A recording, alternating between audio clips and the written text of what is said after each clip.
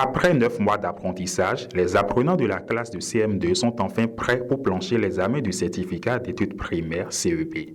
Ce lundi 3 juin 2024, le ministre des Enseignements maternels et primaires Salimane Karimou, accompagné du préfet du littoral et du maire de la ville de Cotonou, a procédé au lancement officiel du certificat d'études primaires session de juin 2024 à l'EPP Siquet Nord de Cotonou. Une année scolaire est généralement marquée par deux temps forts.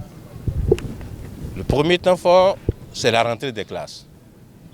Et c'est à cette occasion que vous voyez encore le grand monde, parents, tout le monde mobilisé, journalistes et autres, autorités à divers niveaux. Et le second temps fort, c'est le démarrage des examens de fin d'année. Et ce fait que c'est le certificat d'études primaires qui démarre.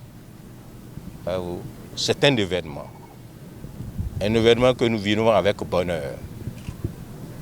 Voyez-vous, tout le monde est là aujourd'hui. Nous sommes dans le complexe scolaire Siquet Nord, dans Cotonou ici, le maire de Cotonou à côté, le préfet à ma droite, et nous venons de procéder au lancement officiel du certificat d'études primaires session 2024.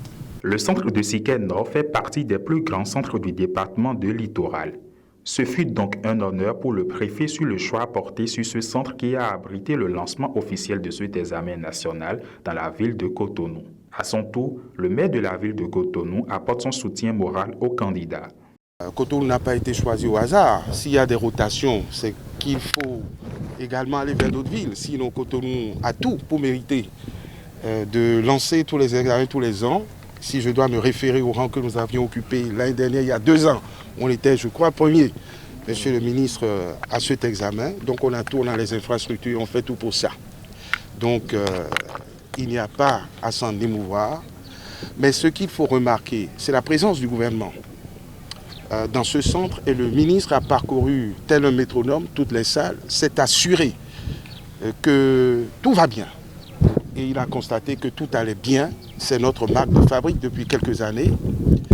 L'année a été paisible, il n'y a pas eu de perturbation. Les enfants étaient bien éduqués, bien entraînés.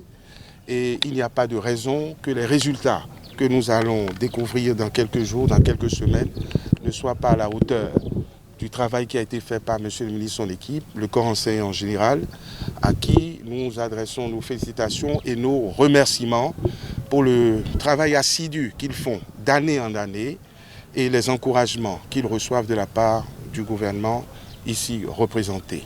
La municipalité fait ce qu'elle peut. Depuis près de 3 ans, nous organisons à Cotonou les travaux dirigés. Je voudrais remercier les enseignants et leurs responsables qui nous accompagnent très fortement dans ce que nous faisons. Dans le domaine des infrastructures, le ministre l'a dit, nous faisons ce que nous pouvons. Je voudrais promettre au ministre que nous allons continuer. Nous allons même intensifier cela les mois à venir. Ce à quoi nous attendons aujourd'hui, c'est qu'à la fin de ces 4 jours, les enfants puissent rentrer heureux. Déjà, il n'y a pas beaucoup d'absents. Le conseil a été fait par le ministre et son équipe. On va demander à Dieu de les accompagner, de les bénir pour qu'ils soient très bien inspirés, afin que les fruits portent la promesse des fleurs. Ce centre abrite 489 candidats, dont 241 filles et 248 garçons.